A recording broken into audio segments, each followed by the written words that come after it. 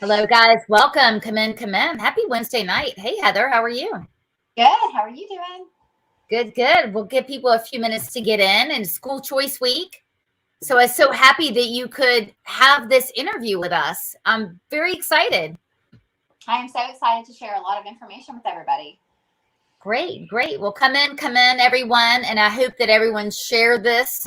It's been one of our most inquired meetings for sure. And wherever you're watching from all across the country, hopefully we're going to be breaking down homeschooling for you and demystifying it. My name is Sloan Rockmouth. Of course, I'm with EFA, and I can tell you a little bit about my background. I've done it all. I've done homeschooling for my kids, public school, and private school. So I've kind of run the gambit of that. And tonight I've got Heather Vance, who is a homeschool professional. She's a consultant that seeks to make homeschooling attainable for every family. Welcome, Heather.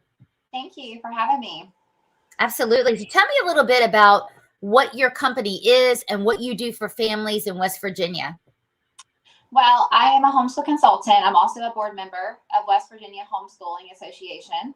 And I'm also a writer for a homeschool company. They just come to me and they're trying to leave the public school system. And I really want to help these families do it legally and effectively. And I help them with curriculum, picking different kinds of curriculum for their families because each kid learns differently. So I want to sit down and talk to these people and really get a feel for what their family, what will work for their family. And, there's a lot that goes into it. And we really just sit down and work with these families to help them start homeschooling. What are some of the reasons that parents now are getting out of the public schools? What are some of the things you're hearing? I mean, there's a lot of things with the pandemic, of course, mask mandates, a lot of the critical race theory they're hearing in schools. That's getting more in West Virginia, and not so much the teachers, it's just the teaching of it, of how they teach, things in school. And that's another reason. And really just freedom to be able to, homeschool their kids and have the freedom to do what they want and help them, help their kids learn. And it's really important to a lot of families to have that freedom to be able to homeschool their kids. Well, tonight we're going to be giving you guys 5 simple tips, and we'll be breaking it down in that sort of rubric.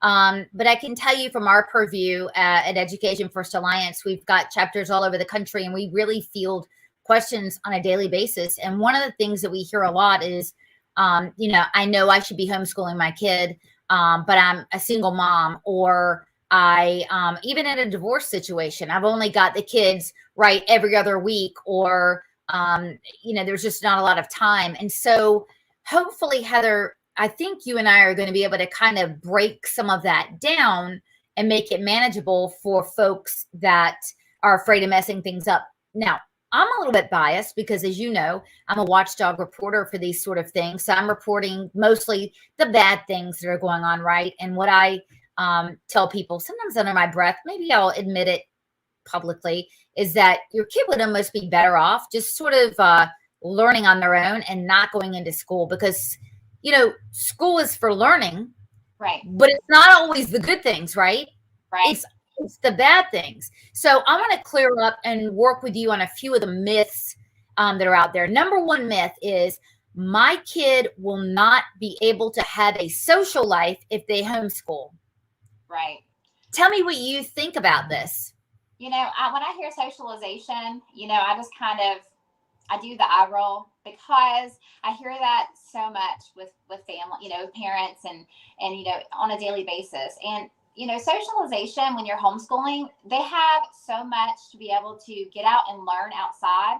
They have the YMCA, they have co-ops. There's really not any issue with socialization when you homeschool your kids. That's a myth. I mean, maybe back in the olden days, but this day and age, there's so much resources out there, so many co-ops that you can get involved in and meet other moms that are homeschooling and get out in the community. It's really, there's so much more for a homeschool kid to be to learn social skills than to be sitting in a classroom with peers, the same age of your kid. They're getting a diverse getting out there Right. and learning, seeing different things. But socialization is not always positive, because a lot of times parents will say, and we really need to keep things in perspective, you guys. So let's say you're considering the homeschooling, you're worried about the socialization. Okay, socialization has bad and good aspects. There's Right. something called modeling, right, which is a way that all people learn by seeing what peers are doing. We know damn good and well that there are peers that are doing stuff that we don't want our kid modeling or learning from socialization. And I always say this: in North Carolina, we've still got the mask mandates virtually in every school. What kind of socialization can be had whilst children and teachers are wearing masks? I mean, let's be honest. Exactly. I mean, they're wearing masks, and they have to, some schools are still doing the distancing.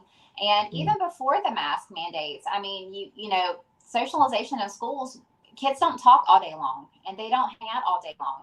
And so, they're getting that time in school, but they're learning and they're doing other things. So socialization, really, what does that mean in schools? Like, what are they saying, that comparing that to homeschoolers? They get to get out, homeschoolers get to get out and do things and have field trips and learn different things. So like you said, it can be the good and the bad in school. It's not always positive when they're talking about that. Right. I mean, you have to be careful what you wish for, in essence.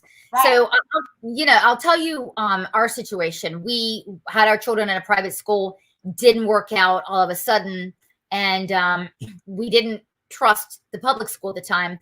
And I, was an entrepreneur. I was the CEO of a business at the time, and my husband had a full-time job. And we were like, oh gosh, what do we do? So what we did was we went to care.com, and we really advertised for what is a governess, really. And we ended up finding, for half of the cost of private school, a teacher who taught for 2 years and said, this is for the birds, and actually wanted to homeschool. And we ended up hiring her for 5 hours a day, only 4 days a week. Right. I mean, because that's 5 hours a day is some concentrated learning. And it was great for me because I ran my own business. I was able to be around my children, but trust that someone else was going to be managing the schooling. So guys, there are hybrid models out there where you could either do part online and part you. There are co-ops. You could just straight up split the cost with a couple of families and pay for, a governess or whatever to school, maybe you and your neighbor's kids. There's a lot of ways to do this, right, Heather? Yes, there's so many ways to do this. And I get a lot of people saying they can't homeschool. And I'm like, what's the reason? Because homeschooling is supposed to fit around your family, and whether it's working or a single mom. And that's my job, to be able to help single moms or families that are working to be able to have a schedule where it fits their family and they can homeschool, because really anybody can homeschool if you want to. Right. Well, a lot of people feel like they must.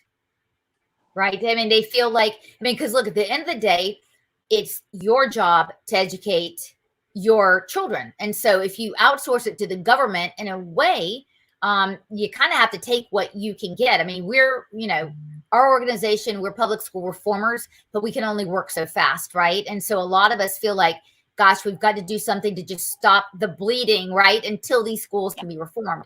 So another kind of myth that I hear is that, gosh, I'm so worried that my kids will not be able to hang around with kids their own age. But, in life, right, once we get out of school, you're never going to be with a room full of 22-year-olds. Right? You're going to be with 22-year-olds, 30-year-olds. Yeah. So, in essence, if you've got multi-age children, that's kind of representative of the way things are in everyday life.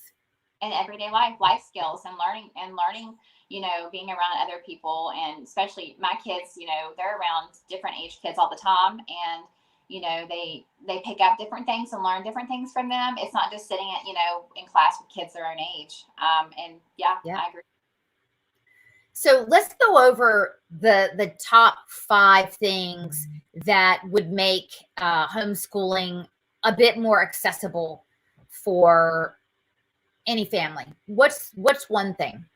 I mean, really, if you want to start homeschooling, I would really sit down and talk about it with your family and figure out what's best with everyone, even the kids. And, and number two always is to get with figure out what your state laws are. That's really important. And one thing I always suggest is doing the Homeschool Legal Defense Association. And I always tell everyone to try to become a member, because they give you all the information for all the states with homeschooling and their laws. So that's another tip I always say to do, right away. But just really just getting those two steps down. I mean, talking about with your family and learning your state laws. And then, you can go on to deschooling, taking So time. I like what you said in the beginning. I think step one, if you moms or dads, there's a lot of stay-at-home dads, a lot of single dads, right? So if you sit down with your family and talk about homeschooling, right there, I have a feeling that that's going to take a load off of your mind, because moms, dads, in our minds, we're thinking, oh my God, homeschooling, I got to do this, this, and this. And once you get the expectations out with other members of your family, Right. You're probably going to say already, right, this is manageable, this is easier than I thought. And then your second point was figure out what your laws are. If you're in Texas, there ain't no laws. You just start doing it. North Carolina, there is a notice to intent. You will go on, guys. It's the Division of Non-Public Schools. Look that up. You'll go there, and then you'll file an intent form, and you'll choose a name for the school. It's pretty easy, pretty straightforward. And I don't think it takes much time at all. And then hook up with Homeschool Defense Fund. Always, that relationship is great, because you never know the craziness that's going to happen. I mean, I keep wondering, are they going to make homeschools wear masks and all that? I mean, the tyranny out there that's going on, and they're trying to encroach in every aspect of our lives. You need to have that legal system around you, right? Always recommend that.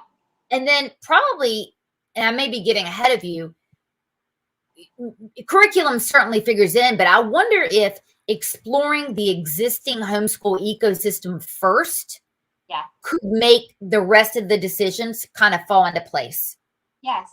And deschooling, really just taking time to figure out what you guys want to do in school, what the style of learning your child, that kind of style, and figure out what it is. And then you can just step back and you can't really go straight from public school and start homeschooling and try to replicate the public school system. It's not going to work for you. Please don't. Yeah. Yeah. So you say deschooling. Do you mean maybe taking a week or two and decompressing and reevaluating and saying? Doing very little informal school at home. Just, reevaluating, reading some books that's educational, something laid back, just try to get out of that system and going into homeschooling. And I have a lot of parents that go from public school to try to start homeschooling and doing it like the school systems, and they are frustrated, and it's not going to work. Oh, okay. So they set their expectations way too high. Right.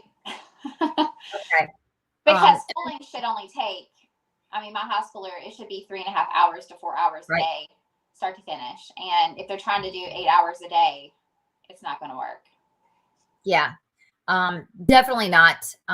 We kind of pitched in and helped some of our friends homeschool their kids over the last few months, and really 2 hours of intensive study and breaking it up 2 hours and then another hour later in the day. I mean, they ended up in short order far surpassing others in their grade level. So guys, I don't want you to think that you've got to figure out something to do 8 hours a day, 5 days a week.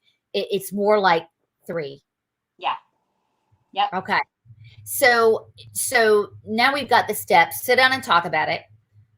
Go ahead and file with your state. Chill out. Yeah. Find a community, because even guys at church, or maybe even at your company, wherever you work, whatever, there are so many people now that are homeschooling. So it's right. It's kind of common. Well, and for me, when I moved back to West Virginia, there wasn't a whole lot of homeschool friendly groups. So I became a member of the board. I wanted to be involved in my state to bring all of this to everybody that was like me at first. I didn't have the resources that I have today. And that's why I do what I do, because I want these parents to be able to homeschool if they want to and do it right. And that's, the reason why I'm so involved. And I'll also say, if you don't have a co-op in your town, start one. Start a co-op in your town if you become a homeschool mom. Tell me what a co-op is. Tell me what a co-op is, Heather. Co-op would be, a homeschool mom or friends that get together. They start their own co-op. It's just they'll have classes. They'll do field trips together. They really do something weekly for the kids, and they really stay engaged with each other. And it's really good for the homeschool community. Okay. All right. Great. And so the homeschool co-ops that I know about, it's 4 moms or dads get together and they meet twice a week. And one mom will do like science, right? The other one will do English. The other one will do Spanish, and they kind of alternate. And it ends up being a social outing for all. But you mentioned something else about like the YMCA. Check it out first to make sure they've got your values. Every YMCA is different, right? A lot of them are woke nowadays, so check it out. Right. But a lot of these Taekwondo studios or sports camps or whatever, they've got homeschool options where they start at like 1 p.m. and go to 3 p.m. You can drop the kids off there, right? Go on about your business, right? And then you come back, and that's what we did. We found that our kids were doing art classes, sports, etc. And some of them are either free or minimal cost. Right. Yeah. And in our state, we have a homeschool sports team. It's called Ignite, and they created that. And so they get to, join sports teams, and they get to, compete against other teams. And in West Virginia, the Tim Tebow law passed, where if you are a homeschooler, you can take one public school class online and you can attend public sports. I don't know how North Carolina works, but I'm sure if it passed, then it would be. Yeah. Well, here's how it works in North Carolina. I think it's district specific. As you might imagine, Wake County or Woke County, they make it as difficult as possible. But there are other districts that make it easier. So if you want your child to participate, but you also have to remember this, you guys, most districts in North Carolina, if they're still masking and doing all of that, they actually are requiring COVID vaccinations for student athletes. This is another because they can, right? Because it's extra. Schools say that we're guaranteeing you a sound basic education, but you're not guaranteed to have a spot on the baseball team or the golf team or whatever. Right. And that's how they're nailing you with this. And so I think right now, club teams really is where it's at. And that's your, triangle football or your YMCA teams or whatever. Right. They have excellent. But with public school, there's strings attached. So that's something you have to also remember when you want your kid to go play at public school and, be a star, whatever it is for, whatever reason, there's strings attached always. Right. And so part of, depending on your level of commitment, you guys, part of why we want to do this is to cut the cord, right? If you're willing to have your child vaccinated, I mean, that's fine. It's completely dependent, but you will have the freedom to do that. Now, level setting for your child is important. If you've got a 12-year-old or a 14-year-old or whatever, they may go into this kicking and screaming. Do you have any advice for parents who are going to basically bring in a hostile? Well, for us, we have a high schooler, of course. She went to a private school also. So she got to have that private school experience in homeschooling, but she does really well. But for parents that have that, there's a lot of different programs online that you can get them involved in, with homeschooling. There's a lot of assessments too you can take for your child online if you don't know exactly where they're at when they come from public school, because sometimes you're really shocked to find out where they're at. So, but I think, all honesty, we don't have a whole lot of teenagers that aren't willing to just go into homeschooling. But if you do, there's a lot of programs out there that you can get a hold of online. If you want to message me on my Facebook page, I would love to help you at Heavenly Homeschool Academy and talk more about it with you and help you with that situation. Okay. Again, that's Heavenly Homeschool Academy, and you're going to find that on Facebook. So yeah, I mean, I think up front, Heather, it's a little bit of some due diligence, right? You're going to find, okay, I've got my homeschool groups here. I've got these sports teams here. I've got these things, and whatever your budget is. And every state is different. Some states allow for, I know there's tax deductions here in North Carolina, but figure out what your budget is. I mean, you can do this on a shoestring budget. But here's a vexing question. What if you've got littles, like a third grader and a fifth grader, and you are a full-time working mom? Go. How would you do that? Well, I have a lot that comes to me like that. So I would say if you're busy and you're working mom, the best thing I would suggest is doing an online school where you have a teacher in a homeschool program really teaching your child, and you're just there to support them and help them when they need extra support and learning. But they have those options where you can, I mean, my son is in third grade, and we've done some online where there's a teacher that comes in and teaches him sometimes, and we kind of switch back to books. So we kind of have the feel of what to do when something's not working. But there's so many options. They don't have to sit down with their kid. There's other options. I mean, they can do the online, and they can really get great education out of that and learn a lot. Okay. And you may have to supplement with sitters, right? Or co-ops or whatever. So a lot of us are working at home now. And that's what I'm finding is that now that, offices have shut down, a lot of people are working from home or whatever. It may be, I will tell you this, you're going to have to sacrifice. Bottom line. I mean, these are your kids. You're going to have to sacrifice. It's not going to be as convenient as having the school bus come in at 7:30 and then again at 3:30. It's just not, that's probably not going to happen. And I will tell you, the first month is the hardest. And then it becomes a lot easier. And then about the third or fourth snow day or school closure or whatever, you're like, I am so glad I'm doing this because it's not wrecking me. Right. Exactly. There are a lot of trade-offs out there for so many families for different things. Working mom, I've got programs for you. I've got so many different things that have helped so many families be able to homeschool and do it effectively. And trust me, they come to me and there's no stress, and they don't come back to me and say, we need to reevaluate what my child's doing, because I have a feel for, once I speak to you, what I feel like would work for your family. So, yeah, I mean, so when we're talking about curriculum, would it be best for a family to first check out what their environment is doing and see if they, like, if you want to join a co-op, sometimes it's best to talk to those folks and say, oh, okay, well, we're doing Hillsdale College, or we're doing, right. Mm-hmm. Right? Or and what are some of the good elementary school curriculums?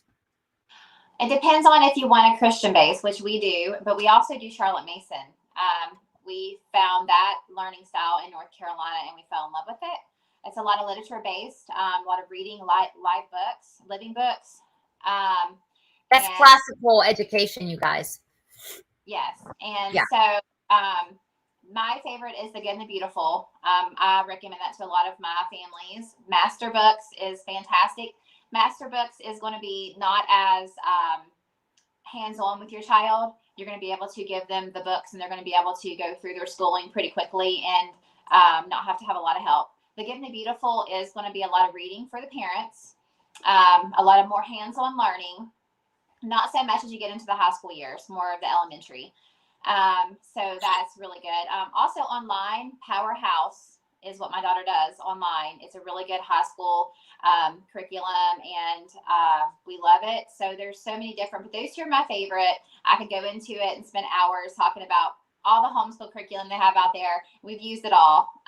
So those are really, really good to try. But there is Becca Bob Jones has an online. It is more costly for families, but you also can do parent-led. You can do just books. So there's so many different resources out there for you guys. Okay.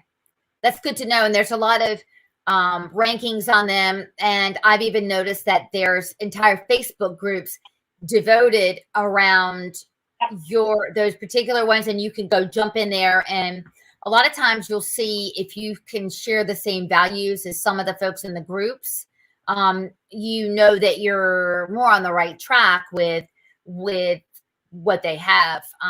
And so, yeah. And the wonderful thing about homeschooling is you can choose to put your emphasis on different things. I mean, for us, art appreciation, art history was really important. And so we were able to find units and lessons. And moreover, the kids liked it, right? So it was something that we could start the school day with, and it wouldn't be such a drag. And so you're able to kind of customize that to what suits your family values, what you want to instill in your children and inculcate in your children.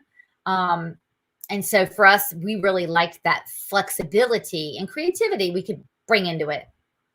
Yeah, and most every curriculum that I mentioned has an assessment for you to go on and have your child take. That way you know where they're at when you go to order it. You know what you're not ordering something that's too advanced or, not advanced enough for your child.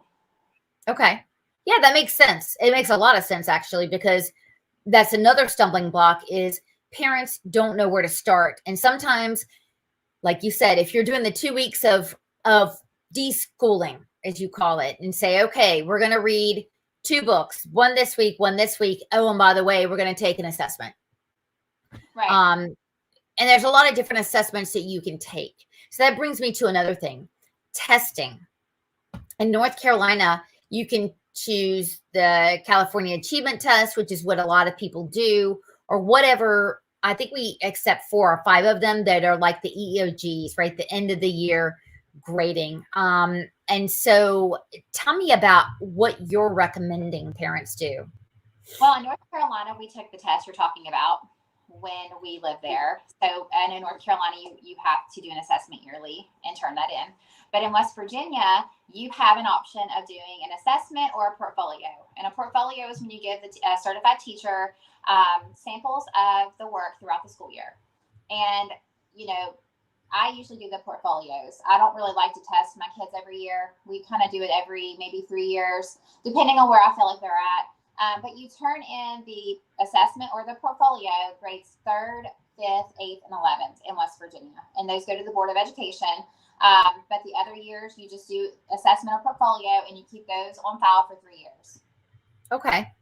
All right. So there's a lot of flexibility in the way that you're doing it. And I can tell you, to find a proctor for these tests, guys, it's not a big deal. It's so done. And again, you have a lot of company now in doing this.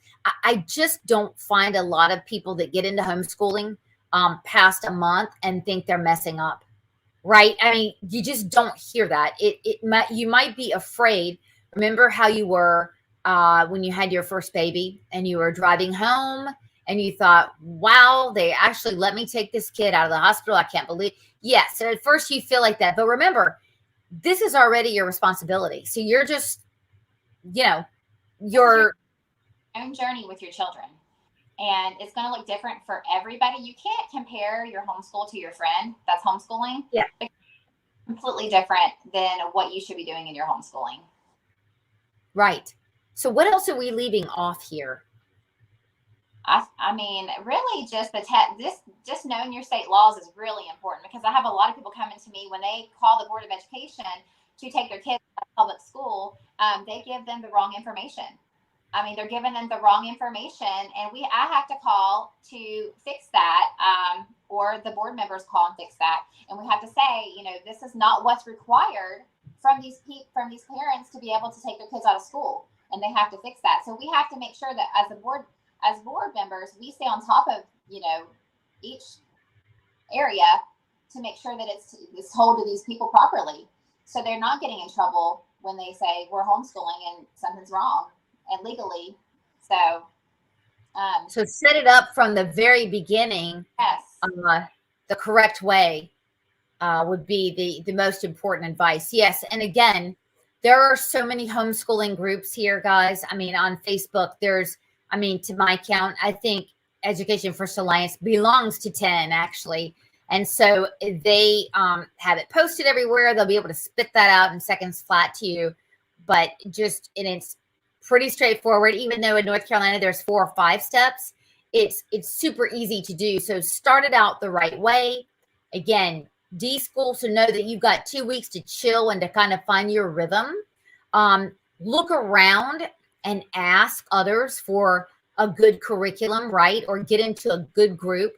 Find some extracurricular stuff. Do a little bit of investigation on that. And you'll be able to design this. Understand that especially for the first, I would say, quarter of homeschooling, you're going to have to ask for help. If you're one of those people, and I'm like this, I don't like to ask for help. But remember, homeschooling, sometimes when you get it kicked off, it's not about you. It's about providing the best thing for your child. So asking for help is kind of what you need to do. Asking for help when you're trying to get homeschool kicked off here is a lot better than expecting help at the public school. Because guess what? You ain't going to get no help at the public school level by and large. Yes. Yep. And we have a lot of families say that the teachers will try to keep them in school. I mean, they'll try to say, hey, this is why we want you to stay here. Don't go home. Don't go to the homeschooling side. And, I mean, we see that a lot too. Well, we also have a lot of teachers in our coalition who strongly advise homeschooling on their own, which I find very interesting. A lot of teachers, and this is very telling, a lot of teachers have their children either in a private school or homeschool where, the man is a PE teacher and the staying at home. You know why? Because they know what's going on in the schools. You know it, whether it's the critical race theory. And I have to tell you, a lot of schools it's just damn unsafe in North Carolina. There's policies that are not penalizing children, whoever they are, for doing rapes. In fact, in Charlotte, Heather, we've had a couple of cases where a student rapes a female student in the bathroom and ends up 2 days later with an ankle bracelet on, back in school and playing in the football game. Wow. So, right. I mean, to keep children safe, that's another thing that we're hearing a lot is that, wow, just to be safe, we're going to do this. And so the average private school here in North Carolina is $15,000 a year. Right. And so you can homeschool for a third of that and have a very good homeschool experience, which would also include 10 hours of babysitting a week, because you may need that. Right. So when you figure it out cost-wise, it's even a better bet. And so tell me one thing that people should know that we haven't talked about, that they don't know, that you kind of just want to put in perspective for them before they make this leap. I mean, really, homeschooling is amazing if you you have to go full force into homeschooling. I've had some people go homeschooling and then they stop within 6 months and put their kid back into public school. So that really isn't good for the kids. They really need to know that this is going to be something that they're going to be doing for a long time. You're committed to it. And it should be a lifelong journey, unless there's something that is really major that happens that you have to go back to the public school system. But I don't know anything that would be that intense. But I'm just saying that it's a journey. You have to make it a lifelong decision. So why does that happen? I mean, do the parents get burned out, and what can you do to prevent that? I think a lot of parents take them out for reasons that you're talking about. When there's maybe some bullying going on, something has happened to their child, they take them out for a short period of time and they put them back in. I see that happen a lot. But most everybody that has come to me to start homeschooling has continued to homeschool. That is very rare that I like that. But they go back and forth. Some people do. And if it's bullying, maybe there's something that the teacher, has been teaching, like critical race theory, and they switch maybe schools. A lot of things like that happen. So it's a lifestyle.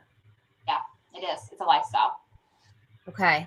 All right. So, well, thank you for all this information. I hope we've broken it down for you. Heavenly Homeschool, you can hit Heather up on Facebook, message. We had this hard time. Message her. And she's very responsive. and we'll answer all of your questions. But hopefully, doing a little due diligence up front. I have found once you do that and you have your first month, growing pains always when you start a new job, move to a new town, right? Start a new lifestyle. Just the natural hiccups. Yes. Right. But remember, I mean, this is, when you're on a diet, right? You want to change your lifestyle. You don't eat out at a restaurant. You prepare everything there so you know what's in it. Right. It's the same thing, right? And the first month is difficult. And the addiction we have to having our kids being picked up by the bus, right? And brought home and all that. It's Right. just like breaking any other addiction, is that there's going to be some hiccups. You've just got to give yourself, what I hear you saying, a break, right? And to not put Yeah. too much pressure on yourself, and you can do this. Yeah, and it just really takes some time for you to get in that routine of homeschooling. And your days are never going to be the same. Your days are never going to be the Right. same. It's like different every day. And never So, perfect either. no, they're not going to be perfect. But that's the beauty of homeschooling. You get to, this is what you're taking on. You're homeschooling your kids. Maybe you're learning outside because you have to go to a doctor's appointment. You're in the car learning. Maybe you want to go outside for the day and learn, or you have to really, it has to fit around your lifestyle and your family. Learning can be anywhere. Oh yes, definitely. Well, thank you again for this, guys. Heavenly Homeschool. Hit Heather up on Facebook, and I hope we've convinced someone to take the leap. Right, to take the leap. You've got a huge support network out there. Don't forget that, and remember, don't be afraid to ask for help. You've got to be able to ask for help. There's a lot of it for you.